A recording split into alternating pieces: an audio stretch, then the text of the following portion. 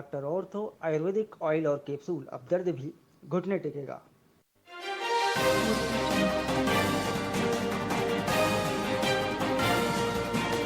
आरोहण बूथ स्तर पर शुरू हुआ कार्यक्रम का महाकुंभ।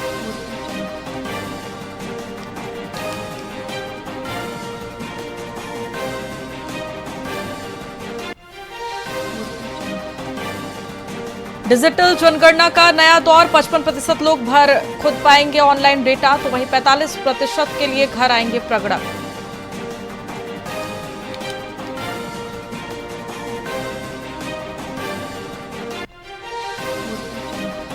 रायपुर मांढर सेक्शन में सिग्नलिंग कार्य से रेल यातायात ठप, 9 मेमू समेत 14 ट्रेनें प्रभावित, यात्रियों की बड़ी मुसीबत।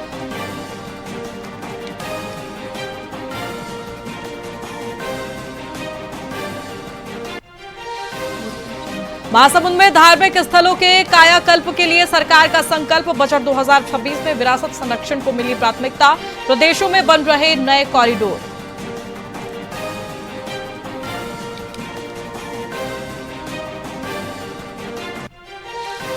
छत्तीसगढ़ में मौसम का यूटर्न, बंगाल के सिस्टम से बारिश और अंधड़ का अलर्ट, बिजली गिरने की चेतावनी।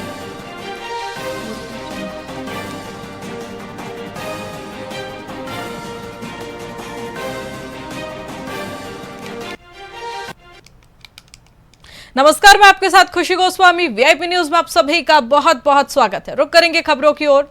जांजगीर चांपा जिले के नवागढ़ जनपद के बरभाठा गांव से हैरान करने वाली तस्वीर सामने आई है। सरकार की हर घर नल हर घर जल योजना के बावजूद ग्रामीण बूंद बूंद पानी के लिए तरस रहे हैं। मजबूरी में लोग नहर का दूषित पानी पीने को विवश है, तो वहीं ग्रामीणों ने सरपंच पर पानी आपूर्ति रोकने का आरोप लगाया है। दूषित पानी से बीमारियों का खतरा बढ़ गया है और कई लोग पहले ही स्वास्थ्य समस्याओं से जूझ रहे हैं।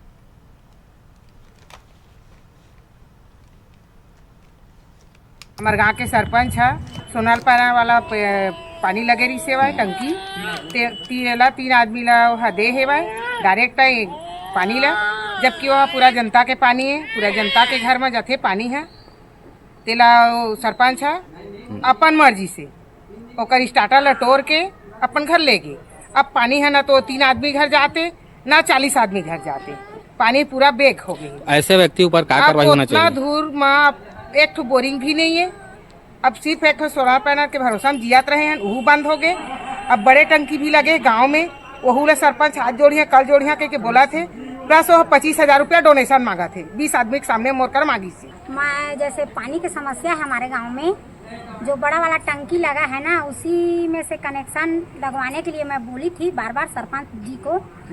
तो 3 साल हो गया मेरे घर में पानी एक बूंद नहीं आ रहा है। कदे पहले वाला जो सरपंच था वो थोड़ा सा ऐसे टंकी बना दिए थे, और ये सरपंच को भी बोल रहे हैं, वो भी नहीं बोल रहे हैं, कदे मतलब लगा नहीं रहे हैं। आए हैं हम लोग, और इसीलिए जनपद में आए थे, तो बोले हैं जनपद का जो सर है उसको भी आप लोग भी मिल गए, तो आप लोग को भी शिकायत। आपके यहाँ जो पानी की समस्या था, क्या करके उसको समस्या को दूर किए थे, और कौन जो व्यक्ति है जो आपको जो है फिर समस्या सामने में खड़ी कर दिया है? ऐसा बोल रहे हैं तो हमारे गाँव का जो सरपंच भैया थे अरुण खरे, वही समस्या का हल नहीं कर पाए कदे। जैसे कि हम लोग किए थे समस्या के हल, जो सोलर पैनल था उसको बनवाए थे हम लोग, चंदा उकारे थे 3,000 रुपये का, और बनाने वाला जो मैकेनिक थे उसको भी बुलाए थे। उसके बाद में एक दिन अब और किसी के घर में नहीं जा रहे थे, तो अरुण खरे जी भैया आए और एक झगड़ा हो रहे हो बोलकर समस्या का हल नहीं किया, उसका जो सोलर पैनल था उसी को उखाड़ के ले गया। ये समस्या गांव बरभाठा से है, हमारा परिवार साथ में परिवार में है। एग्जैक्टली हुआ ये कि 4 दिन पहले उन्होंने अवैध तरीके से जो सोलर टंकी था उसका स्टार्टर उन्होंने जबरदस्ती तोड़ के लेकर बलपूर्वक लेके गए, जबकि वो सरपंच है गांव के, समस्या का समाधान करना चाहिए था, लेकिन उन्होंने कुछ नहीं किया। एक परिवार को फेवर करेंगे और बाकी 40 परिवार को डिनाई करेंगे, ऐसा तो उचित नहीं है ना। होना तो यही चाहिए था कि समस्या का समाधान निकाल। ऐसे व्यक्ति ऊपर क्या कार्रवाई करना चाहिए शासन प्रशासन को? शासन प्रशासन उनको चेतावनी देना चाहिए कि इस प्रकार से अनुचित कार्य न करें। हमारे गाँव के सर गौरेला पेंड्रा मरवाही जिले के पेंड्रा थाना क्षेत्र के ग्राम खरड़ी में अंधविश्वास के चलते एक महिला की निर्मम हत्या कर दी गई। आरोपी धीरपाल श्याम और उसके साथी महिला कौशल्या पर जादू टोने का शक कर रहे थे। रंजिश के चलते आरोपियों ने महिला के सिर पर पत्थर से कई वार किए, जिससे उसकी मौके पर ही मौत हो गई। पुलिस ने मामले में मुख्य आरोपी समेत 3 लोगों को गिरफ्तार कर आगे की जांच शुरू कर दी है। कल दोपहर लगभग 12 बजे एक सूचना कोटगार प्रभारी को प्राप्त हुई, जिसके अंतर्गत यह जानकारी प्राप्त हुई कि उसके खडरी ग्राम में किसी महिला की हत्या कर दी गई है, जिस पे कोटगार प्रभारी द्वारा त्वरित कार्रवाई करते हुए मौके पर पहुंचकर वरिष्ठ अधिकारियों को भी सूचना दी गई। उसके बाद जांच की कार्रवाई प्रारंभ की गई। जांच के दौरान आसपास के ग्रामीणों उनके और मृतका के परिवारजनों के द्वारा यह बताया गया कि शक किया गया कि उनके पड़ोस में ही रहने वाले धीरपाल नामक व्यक्ति एक संदिग्ध हो सकते हैं। इस पर पुलिस के द्वारा संदिग्ध व्यक्ति से पूछताछ की गई, जिसमें उसने अपना जुर्म स्वीकार किया और उसने बताया कि पूर्व में उसके बच्चे की तबीयत खराब रहती थी, जिसमें उसे यह शक था कि जो मृतका है वो जादू टोना करती है और उसी के कारण उस बच्चे की मृत्यु हुई है, बाद में मृत्यु भी हो गई। तो जिसके लेके वह महिला के विरुद्ध रंजिश रखता था और जब उसे मौका मिला तो अपने 2 अन्य साथियों के साथ उसने मौके का फायदा उठाते हुए महिला की हत्या कर दी। आरोपियों की क्या स्थिति? वर्तमान में तीनों आरोपियों को पुलिस के द्वारा अभिरक्षा में लेके पूछताछ की जा रही है और उनके विरुद्ध विधिवत कार्रवाई की गई। शहर के बसंतपुर वार्ड के राजीव नगर में सोमवार सुबह पुलिस जवान महेंद्र नायक के घर पर आग लग गई। आग की सूचना फैलते ही इलाके में अफरा तफरी मच गई। स्थानीय लोगों ने आग बुझाने का प्रयास किया, लेकिन फायर ब्रिगेड और पुलिस की 3 घंटे की मेहनत के बाद ही आग पर काबू पाया जा सका। आग लगने का कारण अभी तक स्पष्ट नहीं है, लेकिन प्रारंभिक जांच में संदिग्ध परिस्थितियों की आशंका जताई गई है।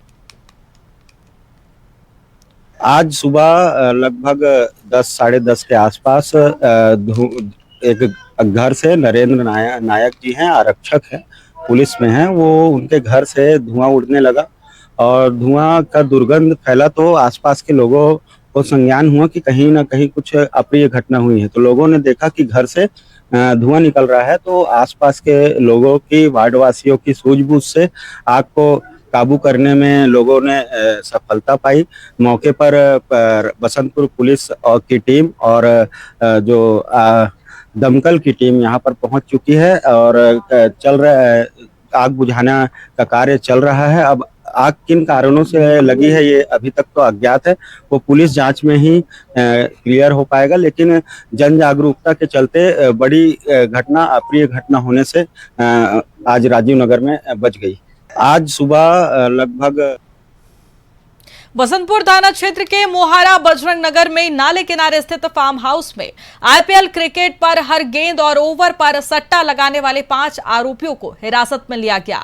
साइबर सेल और पुलिस टीम ने हाईटेक ऑनलाइन सट्टा रैकेट का भंडाफोड़ किया, तो वहीं आरोपियों के पास से 2 लैपटॉप, 1 टैब, 7 मोबाइल और लगभग 5.5 लाख बरामद हुआ है।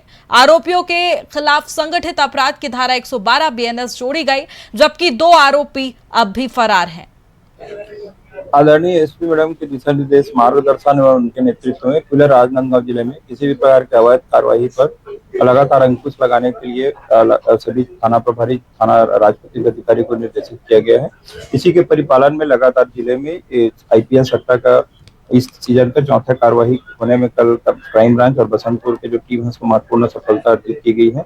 इसमें बसंतपुर थाना क्षेत्र अंतर्गत जो मोहारा एरिया है उसके नाला किनारे कुछ लोग द्वारा आईपीएल सट्टा का जो साई ऐप के माध्यम से चलाने के संबंध में जानकारी मिला था, जिसको ज्वाइंट टीम बनाकर रेड करने पर वहां पर से 5 आरोपियों को गिरफ्तार करने में महत्वपूर्ण सफलता प्राप्त की गई है। घटनास्थल से कुल 7 मोबाइल, 2 लैपटॉप, 1 नग टैबलेट, मोटरसाइकिल और अब बाकी इसमें यूज करने वाले उपकरण बरामद किए गए हैं। इसमें जांच करने पर पूछताछ पर पता चला है कि आयुष मेश्राम और रुपेश पंड्या, ये दोनों के द्वारा नागपुर से साई ऐप नाम से जो ऐप है उसको खरीद करके ऑनलाइन सट्टा खिलाया जा रहा था एवं इनके 3 सहयोगी को भी गिरफ्तार किया गया है।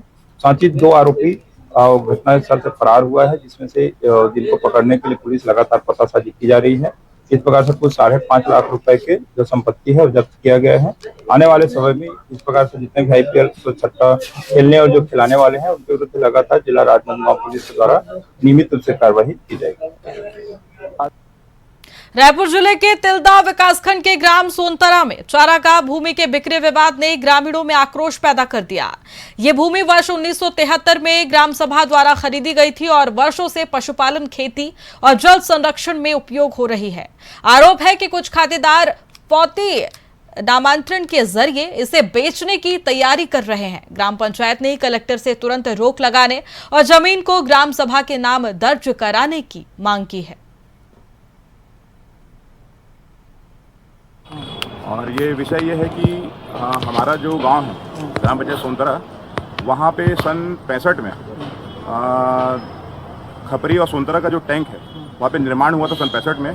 और वहाँ पे 18 एकड़ ज़मीन चारागाह की ज़मीन, जो कि मेरे खुद के पुरखे और अन्य जो कृषक थे जो सन 37 में चकबंदी के समय ज़मीन छोड़े थे चारागाह के लिए, उस ज़मीन में टैंक बना, उसका जो मुआवजा मिला 18 एकड़ का 500 रुपये प्रति एकड़ के हिसाब से मुआवजा मिला था उस समय। उस जमीन, उस पैसे को ग्राम सभा में मेरे जो पुरखे थे ग्राम मुआवजा लेने नहीं गए, मगर जो और भी साथ में नामित व्यक्ति थे वो लोग मुआवजा लिए हैं और ग्राम सभा में उस पैसे को लाए हैं।